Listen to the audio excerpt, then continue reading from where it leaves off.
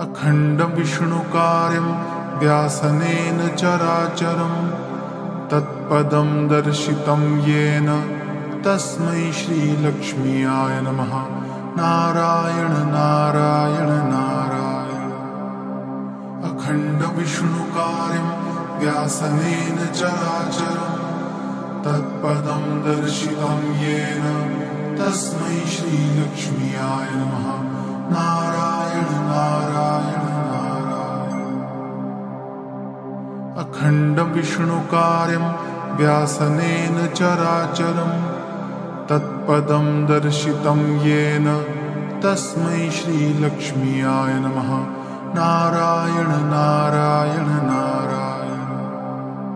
अखण्डविष्णुकार्यं व्यासनेन चराचरं तत्पदं दर्शितं येन तस्मै श्रीलक्ष्म्याय नमः। नारायण नारायण नारायण।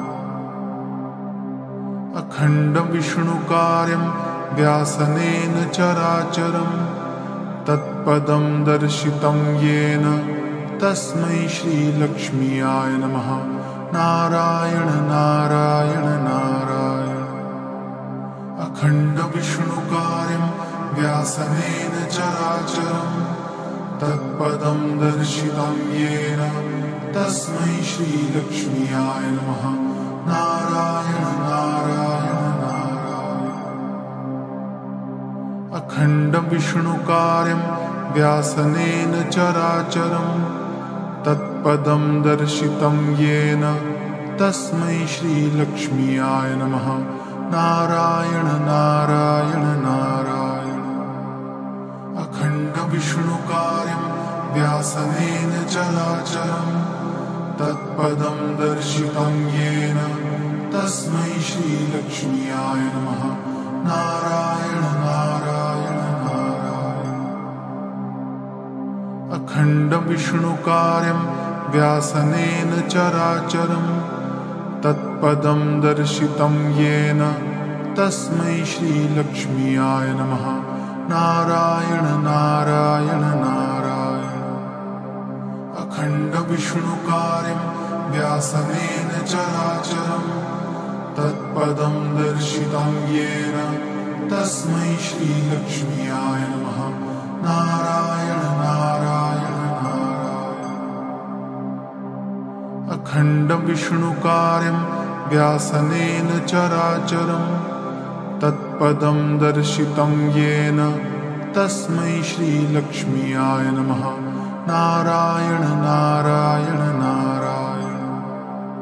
अखण्डविष्णुकार्यं व्यासनेन चराचरं तत्पदं दर्शितं येन तस्मै श्रीलक्ष्म्याय नमः। नारायण नारायण नारायण।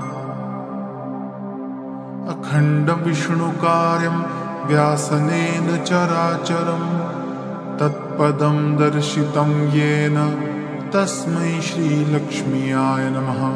नारायण नारायण नारायण। अखण्डविष्णुकार्यं व्यासनेन चराचरं तत्पदं दर्शितं येन तस्मै श्रीलक्ष्म्याय नमः। नारायण नारायण नारायण। अखण्डविष्णुकार्यं व्यासनेन चराचरं तत्पदं दर्शितं येन तस्मै श्रीलक्ष्म्याय नमः। नारायण नारायण नारायण। अखण्डविष्णुकार्यं व्यासनेन चराचरं तत्पदं दर्शितं येन तस्मै श्रीलक्ष्म्याय नमः। नारायण नारायण नारायण। अखण्डविष्णुकार्यं व्यासनेन चराचरं तत्पदं दर्शितं येन तस्मै श्रीलक्ष्म्याय नमः। नारायण नारायण नारायण।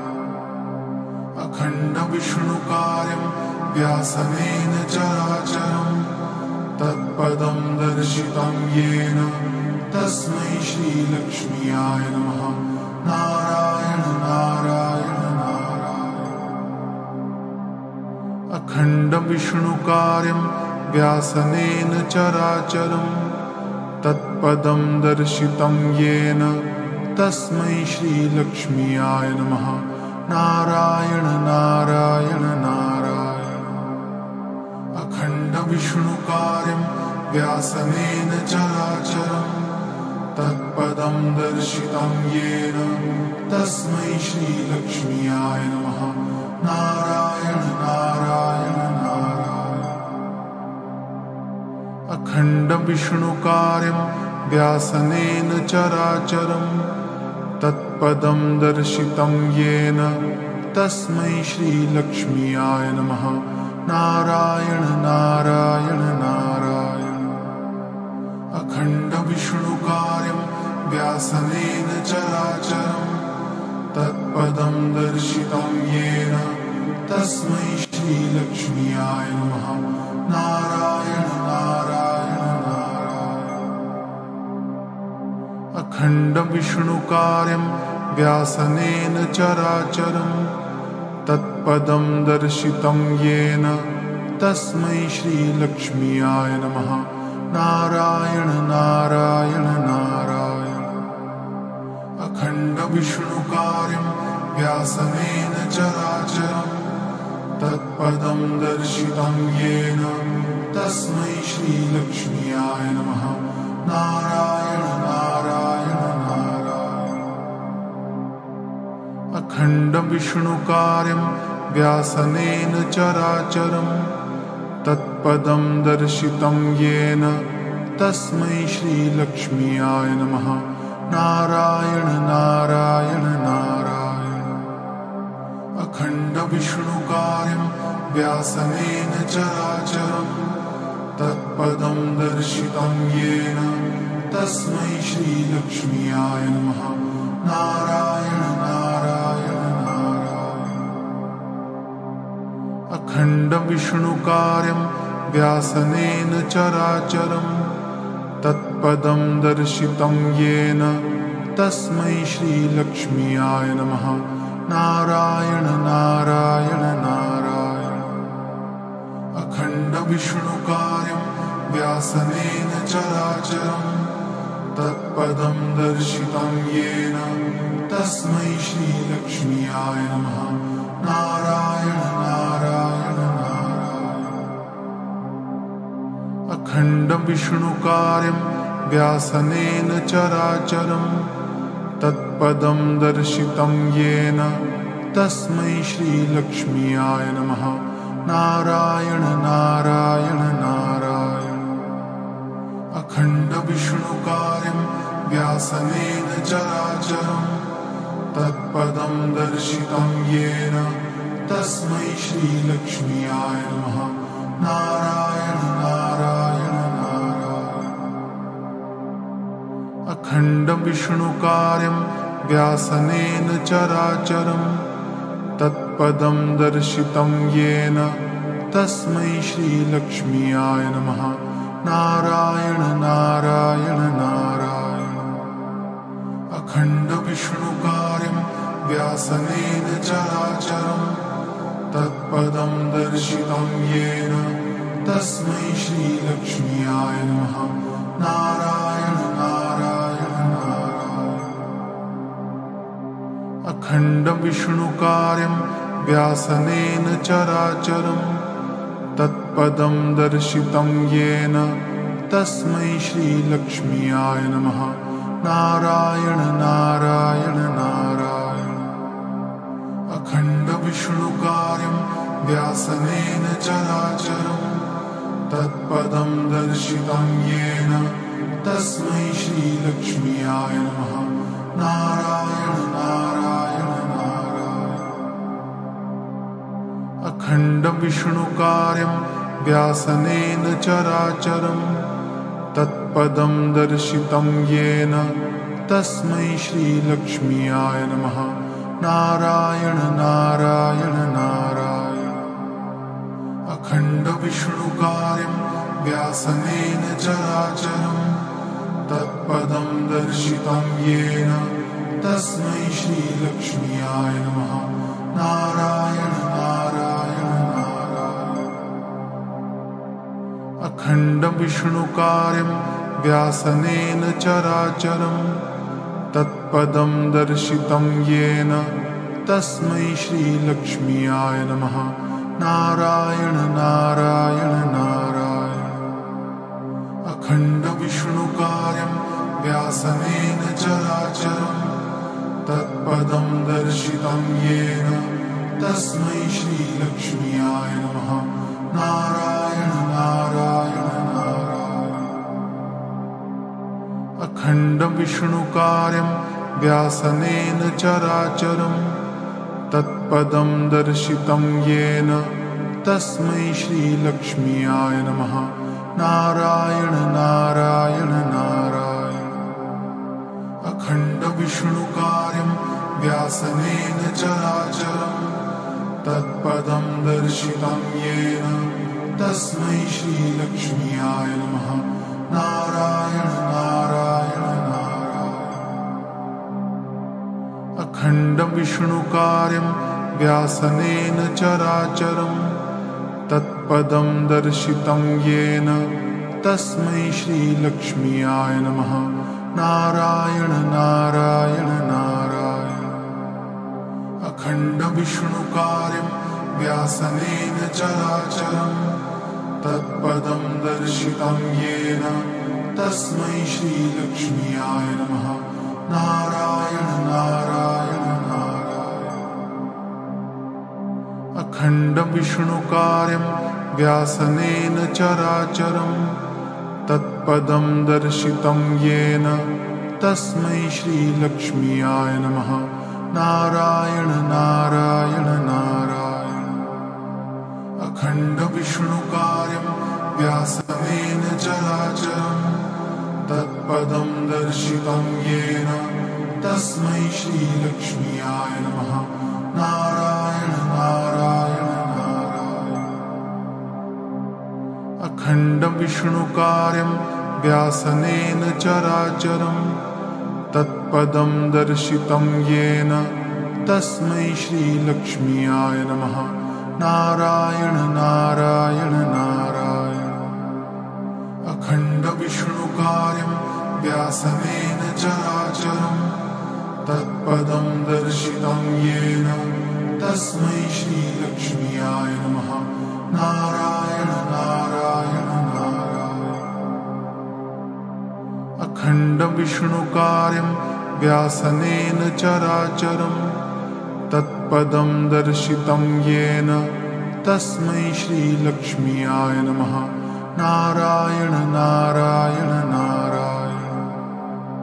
अखण्डविष्णुकार्यं व्यासनेन चराचरं तत्पदं दर्शितं येन तस्मै श्रीलक्ष्म्याय नमः।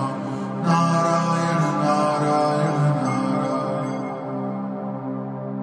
अखण्डविष्णुकार्यं व्यासनेन चराचरं तत्पदं दर्शितं येन तस्मै श्रीलक्ष्म्याय नमः। नारायण नारायण नारायण।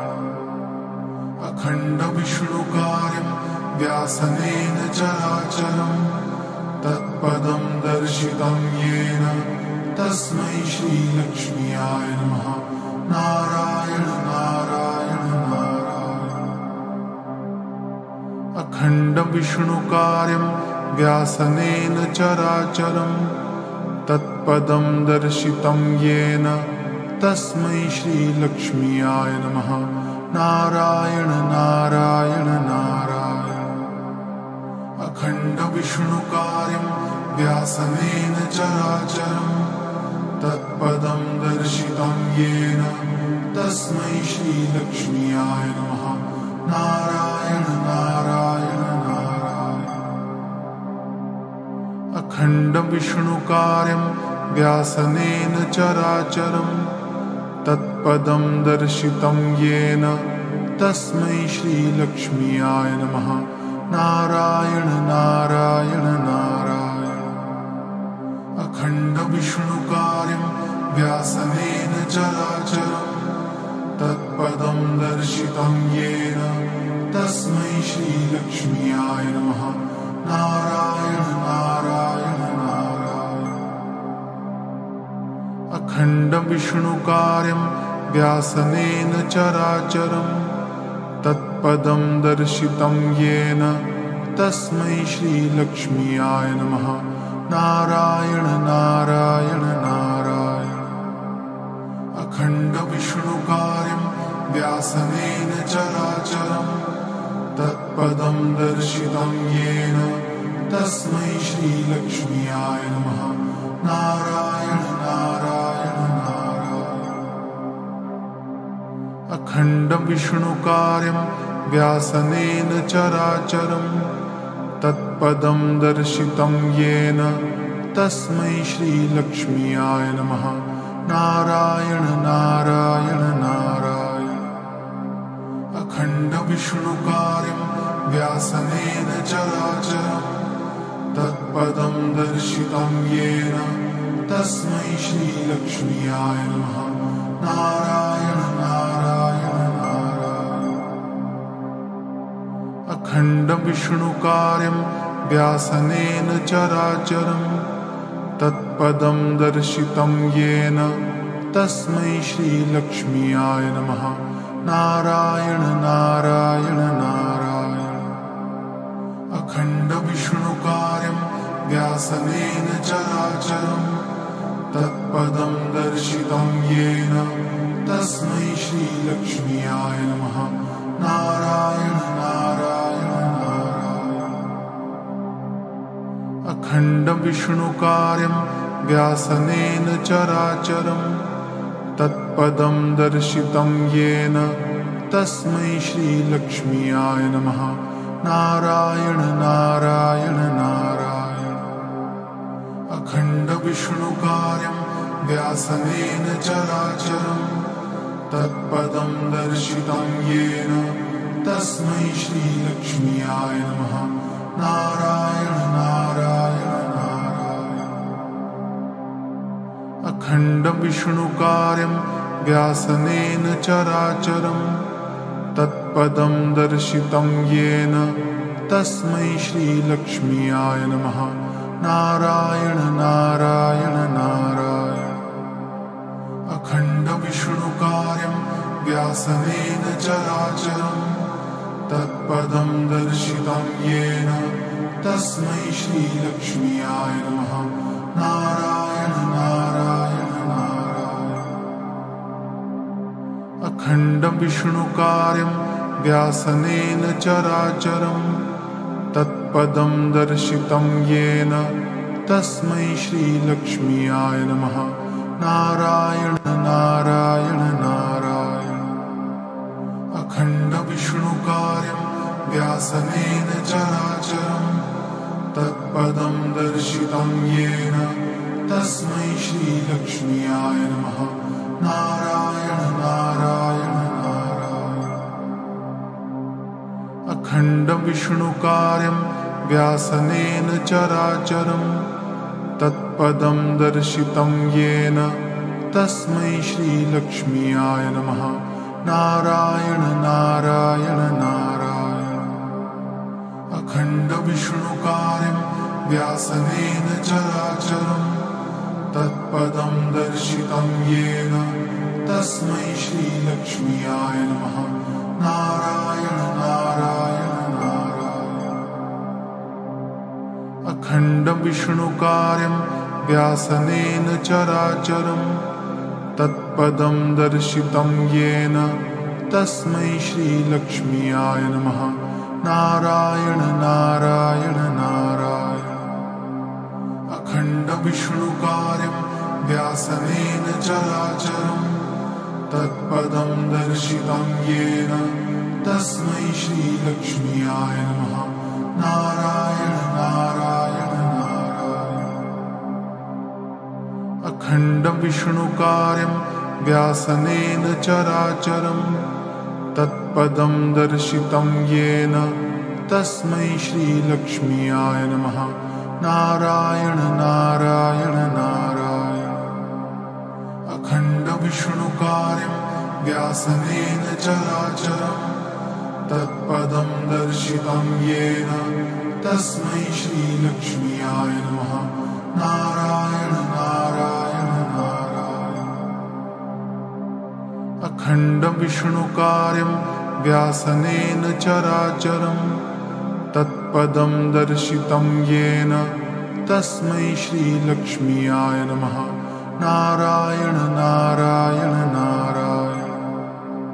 अखण्डविष्णुकार्यं व्यासनेन चराचरं तत्पदं दर्शितं येन तस्मै श्रीलक्ष्म्याय नमः। नारायण नारायण नारायण। अखण्डविष्णुकार्यं व्यासनेन चराचरं तत्पदं दर्शितं येन तस्मै श्रीलक्ष्म्याय नमः। नारायण नारायण नारायण। अखण्डविष्णुकार्यं व्यासनेन चराचरं तत्पदं दर्शितं येन तस्मै श्रीलक्ष्म्याय नमः। नारायण नारायण नारायण।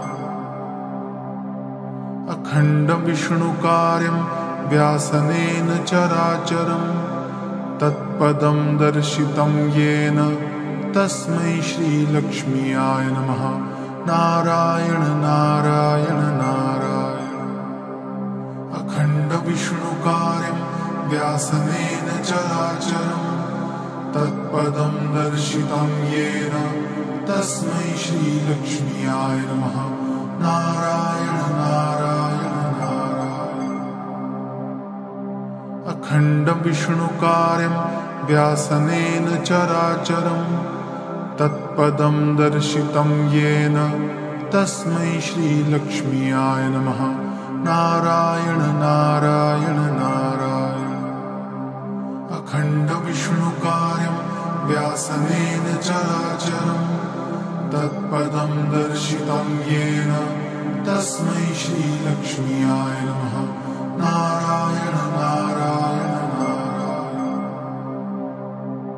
अखण्डविष्णुकार्यं व्यासनेन चराचरं तत्पदं दर्शितं येन तस्मै श्रीलक्ष्म्याय नमः। नारायण नारायण नारायण। अखण्डविष्णुकार्यं व्यासनेन चराचरं तत्पदं दर्शितं येन तस्मै श्रीलक्ष्म्याय नमः। नारायण नारायण नारायण। अखण्डविष्णुकार्यं व्यासनेन चराचरं तत्पदं दर्शितं येन तस्मै श्रीलक्ष्म्याय नमः। नारायण नारायण नारायण। अखण्डविष्णुकार्यं व्यासनेन चराचरं तत्पदं दर्शितं येन तस्मै श्रीलक्ष्म्याय नमः। नारायण नारायण नारायण। अखण्डविष्णुकार्यं व्यासनेन चराचरं तत्पदं दर्शितं येन तस्मै श्रीलक्ष्म्याय नमः। नारायण नारायण नारायण। अखण्डविष्णुकार्यं व्यासनेन चराचरं तत्पदं दर्शितं येन तस्मै श्रीलक्ष्म्याय नमः। नारायण नारायण नारायण। अखण्डविष्णुकार्यं व्यासनेन चराचरं तत्पदं दर्शितं येन तस्मै श्रीलक्ष्म्याय नमः।